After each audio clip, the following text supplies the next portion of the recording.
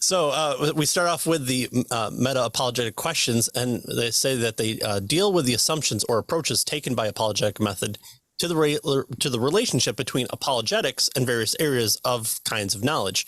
So in chapter 5, we considered the approach taken in classical apologetics to epistemology, which is, of course, the theory of knowledge, how we know our things that we know or claim that we know.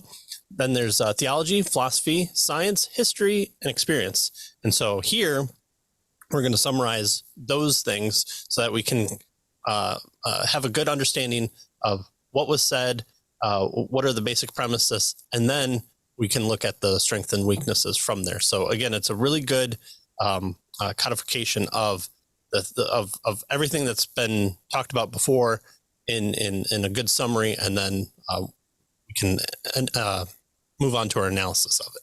Yeah, good. All right. So the first thing then is the epistemological question. And basically this question is, on what basis do we claim that Christianity is true? What's the basis to show or the claim that Christianity is true? And so for classical apologetics, the emphasis, as we have seen in previous discussions, is logic, right, in its defense of the Christian faith as a form of knowledge. So classical apologetics wants to say, hey, look, it's logic that is the basis for how we determine the truth of Christianity. In fact, any claim, right? So logic is what classical apologetics emphasize with regard to the basis of Christianity being true. Now, you might say, well, duh, that seems, pretty straightforward. But what we'll see as we get into some of the others is this is not necessarily the basis that other approaches use, right? Right. So it might be talked about. It might be talked about as important, but for the classicalists, this is the big emphasis. This is what they're going to constantly go back on as their touchstone of the distinctions between them and the others. All right, good. All right, and then the second question, and remember there are 6 of these here. So the second question is, what is the relationship between apologetics and theology? Right? So theology is kind of the study of God kind of thing.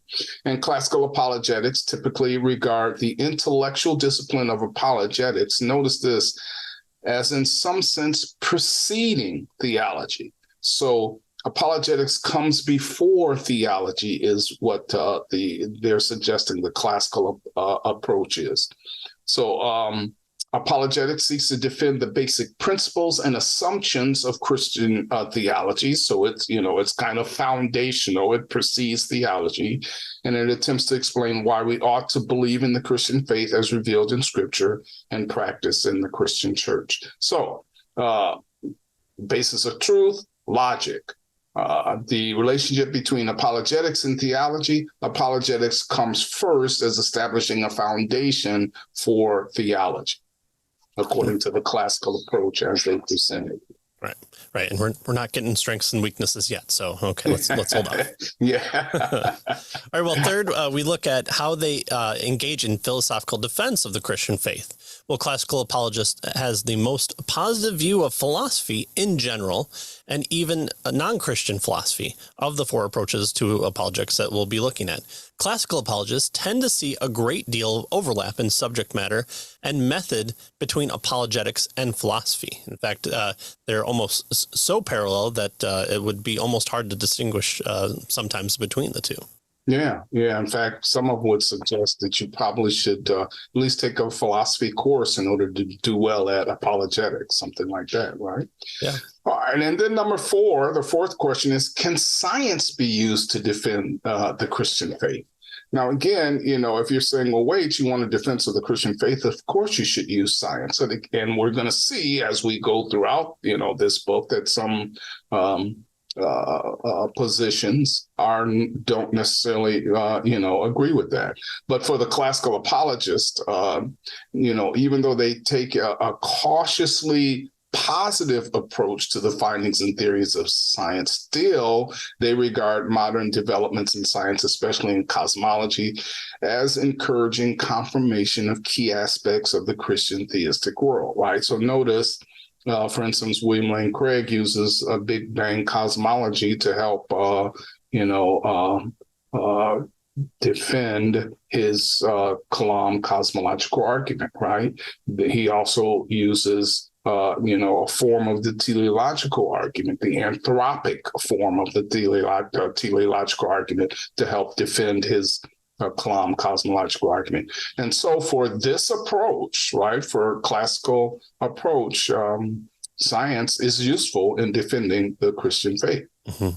Yeah, even Craig has gone on to at least affirm, in theory, multiple worlds theory, which has been almost used for the purposes of allowing the factors for evolution to not reach 1 over infinity and therefore being impossible. So you just create infinity worlds and you say, oh, well, out of infinity worlds, this one's infinity over infinity, which gets you 1, therefore evolution is possible. But he'll grant and say, okay, let's grant all these multiple worlds. Well, God has to be a God over all these multiple worlds. And so, to a certain extent, he'll for the very least, he'll grant certain major movements within the scientific community and then argue for the existence of God from there, and saying, if this is true, then God still has to exist because he is God. And so what can we know about God based on our scientific observations? So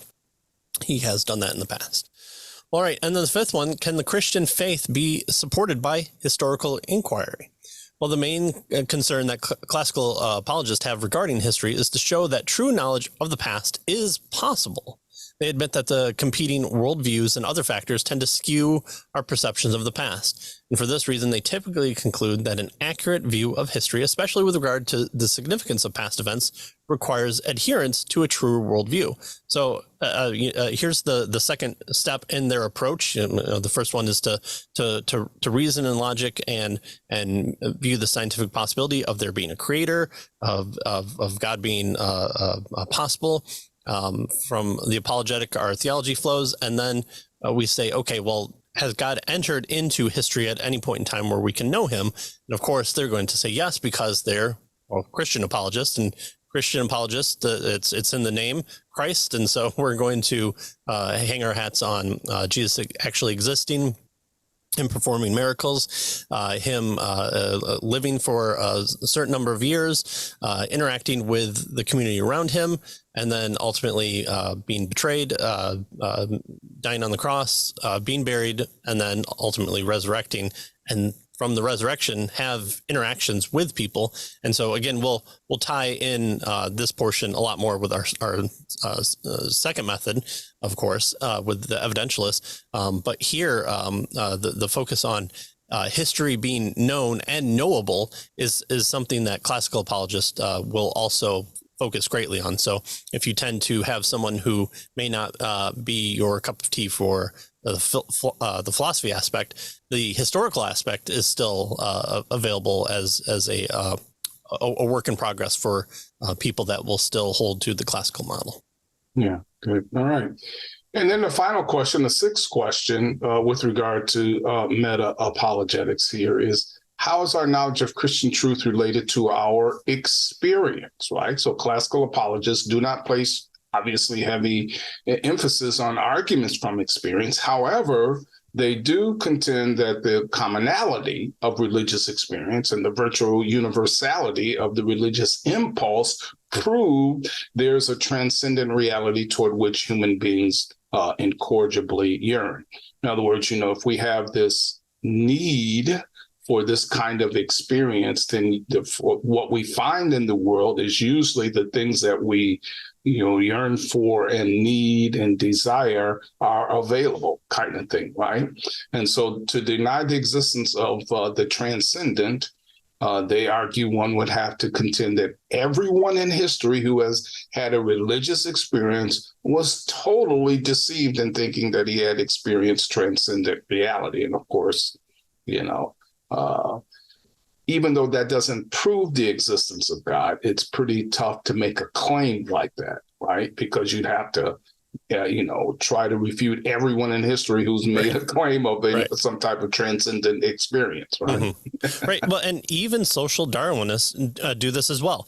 They take the whole of human experience and they say, okay, we have these shared common values or shared senses, expressions of our natural state. So, again, why do we like scary movies, or why do we get jumpy in a perfectly enclosed house?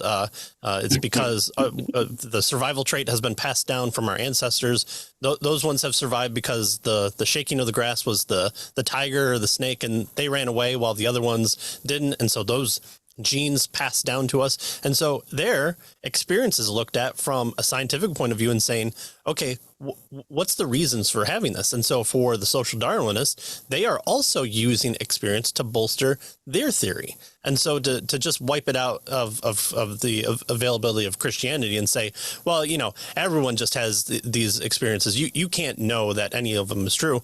Well, okay, then wipe it all away from psychology and sociology and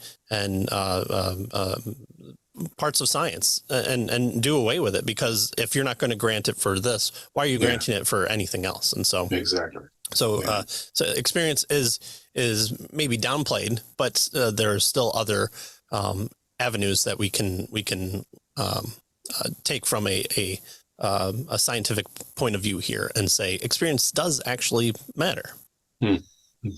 Okay, so those are the 6 meta-apologetic overviews for the classical method.